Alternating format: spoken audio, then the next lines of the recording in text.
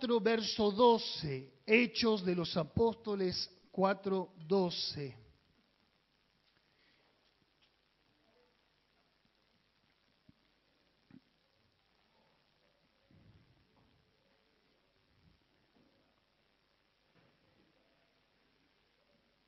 Dice la palabra del Señor, y en ningún otro hay salvación, porque no hay otro nombre bajo el cielo dado a los hombres en quien podamos ser salvos. Lo voy a leer una vez más. Es un texto extraordinario para lo que vamos a hacer el día sábado, pero le voy a dar una connotación. Dice, y en ningún otro hay salvación, porque no hay otro nombre bajo el cielo dado a los hombres en que podamos ser salvos. La Biblia es contundente y determinante a la hora de ofrecer socorro. Note usted que habla de la salvación. Y cuando uno habla de salvación, puede referirse a muchas cosas, ya que la palabra salvación es la gran palabra inclusiva. Se llama de esta manera. ¿Por qué? Porque incluye muchos aspectos. Hay quienes pueden ser salvados de una enfermedad terminal. Hay quienes pueden ser salvados de una miseria a nivel humano. Hay quienes pueden ser salvados del pecado, de la culpa, de la frustración, de la miseria del ser humano, y así sucesivamente. Es la gran palabra inclusiva, salvación. La palabra soteria en griego significa salud, prosperidad, paz, equilibrio emocional, salvación eterna. Es una palabra tan completa, tan extraordinaria. Y como dije hace un momento, a la hora de ofrecer socorro, la Biblia es contundente y determinante.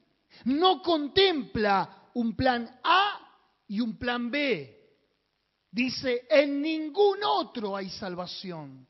Diga conmigo, no hay otro. Solo una persona, Cristo.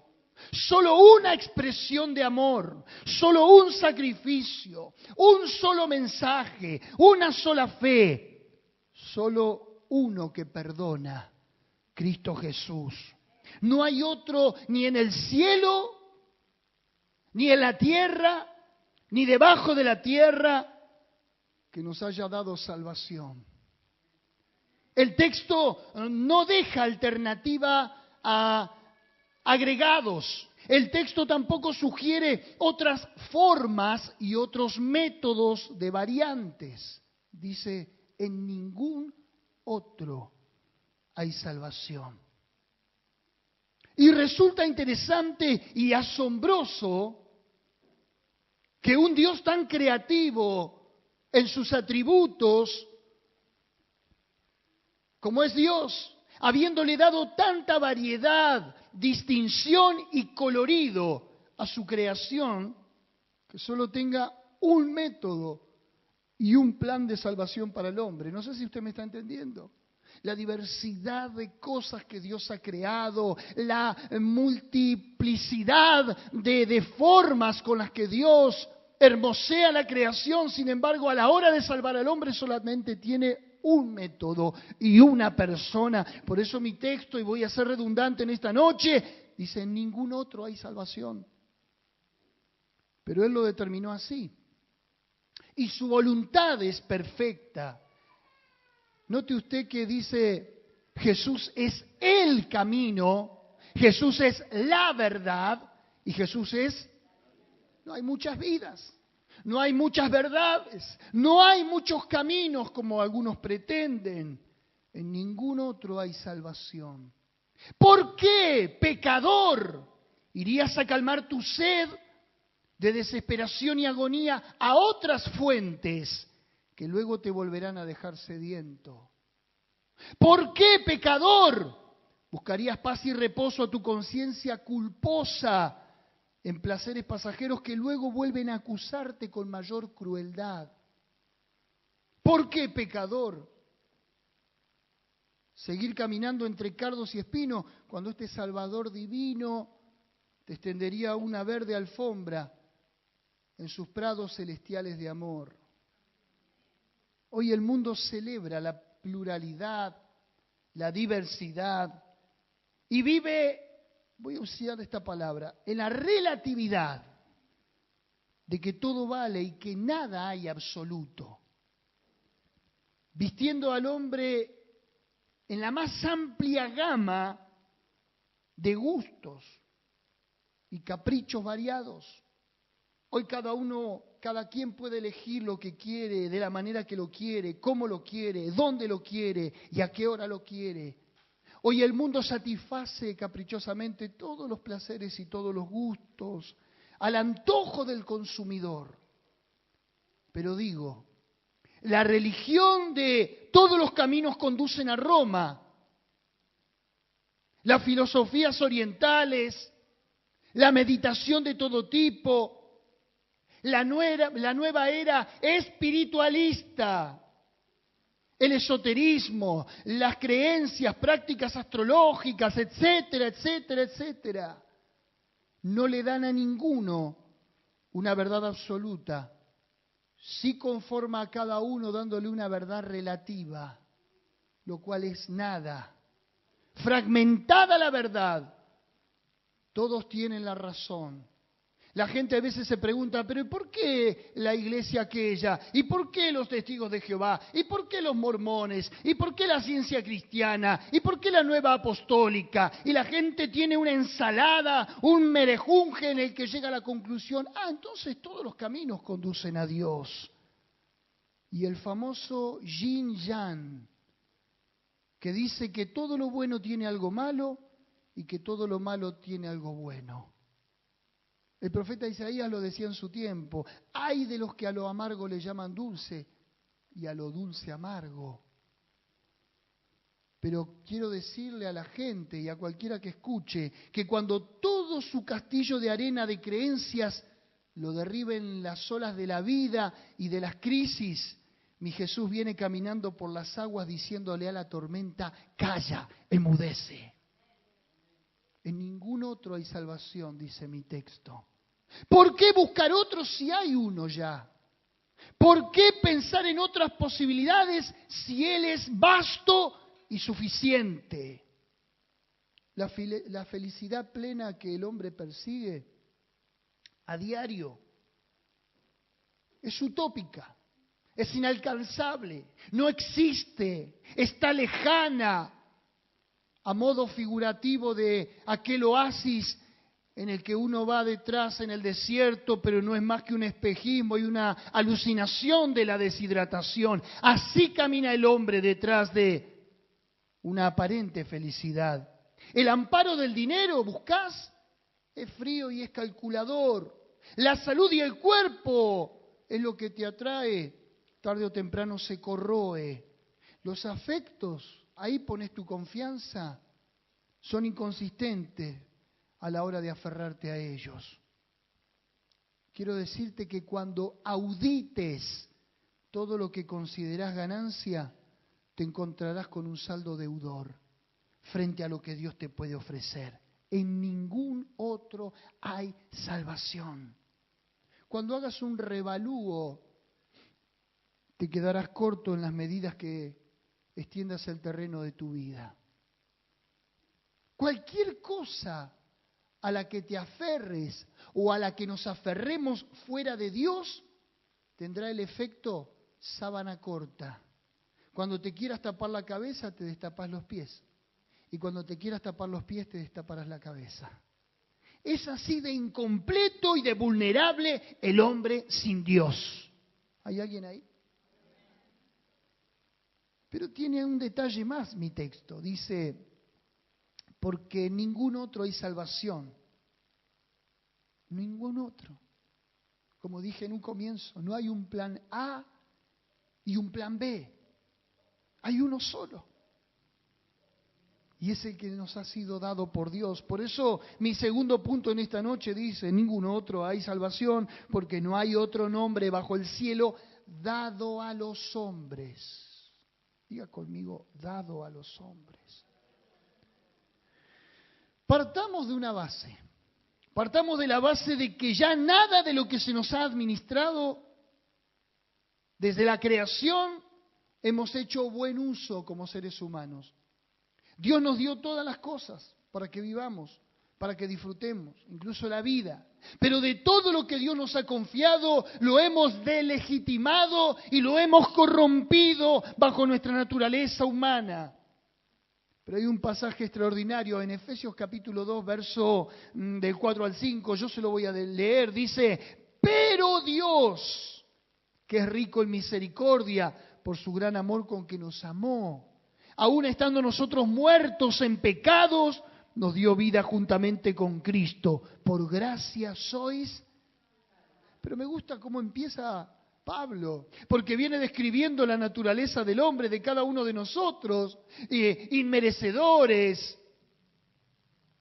Dice, pero Dios. Ese pero Dios cambia todo el panorama. Es como decirte, mirá, sos esto, aquello, lo otro. Pero bueno,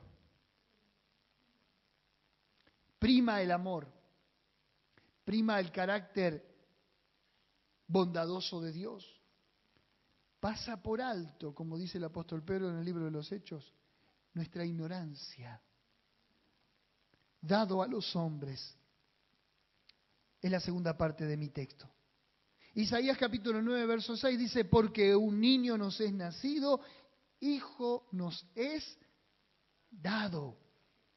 Jamás al hombre se le hubiera ocurrido pedir semejante Salvador. Si el Padre no hubiera tomado la iniciativa de haber dado a su Hijo, y esa palabra o ese término dado es tan poderosa que es patrimonio únicamente del cielo. ¿Y por qué digo esto? Porque solo Él pudo haber dado algo tan hermoso como Jesús. Si no, mire la expresión del pequeño evangelio en miniatura llamado Juan 3:16, porque de tal manera amó Dios al mundo que ha dado a su único Hijo para que todo aquel que en Él cree no se pierda, mas tenga vida eterna. Dios nos ha dado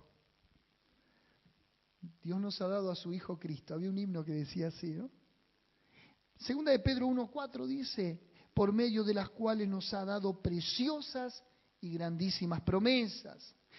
Juan el Bautista respondió y dijo, no puede el hombre recibir nada si no le fuere dado del cielo. Quiere decir que si hoy estás sentado acá, no es porque yo tenga una voz bella y no es porque te hable suavemente. De hecho, soy un gritón y un desaforado a la hora de la expresión. Si hay algo que te trae y que te convoca en esta noche, no es mi fisonomía, no soy quien te va a encandilar, sino que todo lo que puedes haber recibido te es dado del cielo. Podría predicarte algo mucho más elocuente, podría predicarte a alguien mucho mejor, pero es lo que hay. Pero te ha sido dado del cielo lo más preciado, que es Cristo Jesús.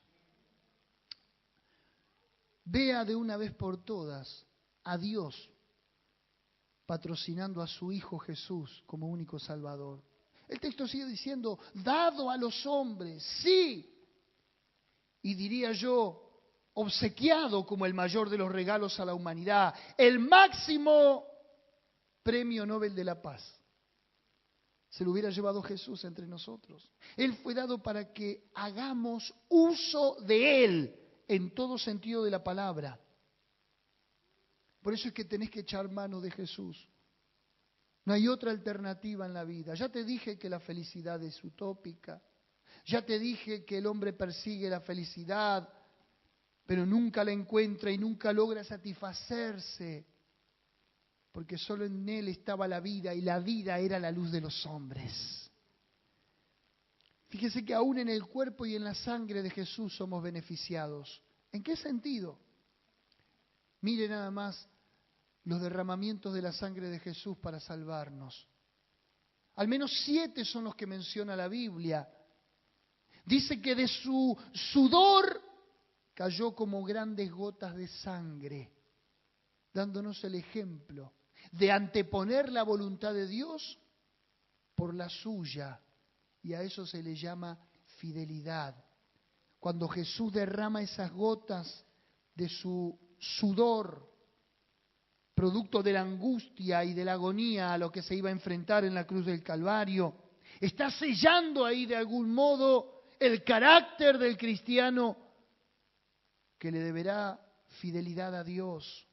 El segundo derramamiento es cuando el profeta Isaías lo dice proféticamente: arrancaron la barba de su rostro, de ahí también brotó sangre.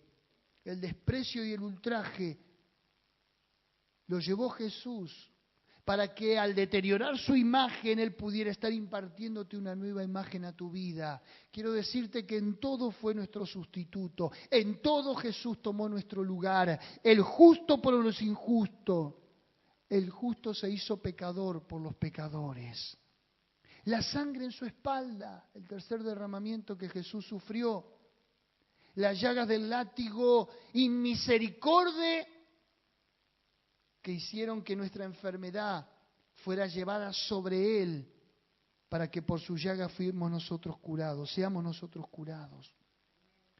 La sangre en su cabeza, cuando le colocan la corona de espinas y de sus sienes brota esa sangre bendita.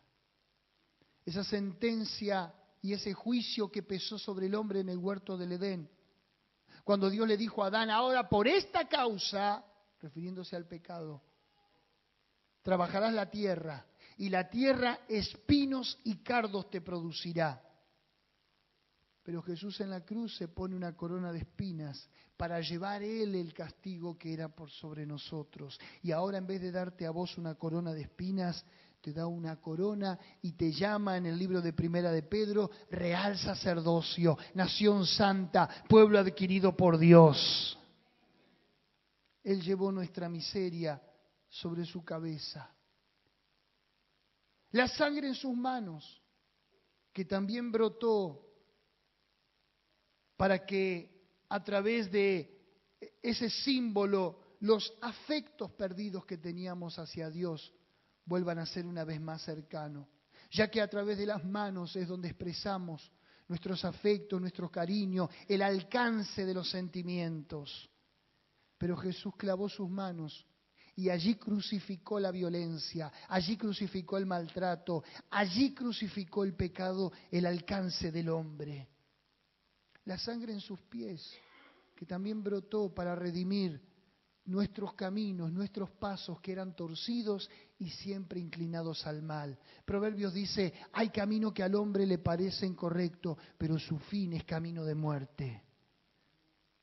Y el último derramamiento fue su costado traspasado para sanar nuestro corazón interior.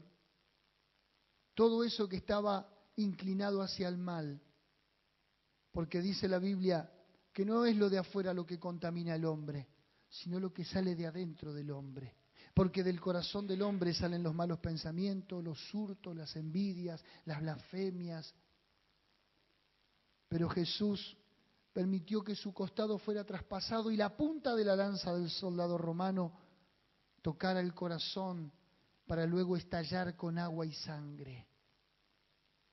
¿Cuántas cosas que pasó Jesús por nosotros? Vuelva a mi texto, porque no hay otro bajo el cielo. En ningún otro hay salvación, porque no hay otro nombre bajo el cielo dado a los hombres en quien podamos ser salvos. Para completar todo lo incompleto del hombre que estaba sin Dios. ¿Qué más puede darnos Dios? Decime. ¿Qué otro Salvador como Jesús? Hoy en día pueden visitarse muchas tumbas y de hecho se encuentran. Cada religión tiene su representante. En Asia pueden encontrar hasta el día de hoy la tumba de Mahatma Gandhi, un filósofo, un hombre que con su cultura y su filosofía de vida trató de llevarle paz a un pueblo que estaba sin Dios. Buda tiene su religión. Mahoma en la Meca, cada año se le visita el Islam, todos sus seguidores y sus adeptos. Y así sucesivamente podría estar mencionando el representante de cada religión y de cada movimiento. Pero hay una tumba que por más que la visiten no encontrarán a nadie, porque esa tumba quedó vacía. ¿Sabe qué? En la isla de Santa Elena, Napoleón Bonaparte fue desterrado en su vejez, como político. Y en un monasterio él leyó un fragmento del Nuevo Testamento. Y llegó a una reflexión, el gran Napoleón, y dijo, Julio César, Nerón, y cuántos otros políticos de la historia y revolucionarios movimos ejércitos, conquistamos tierras, sometimos pueblos, pero este Jesús con su amor conquistó los corazones de los hombres.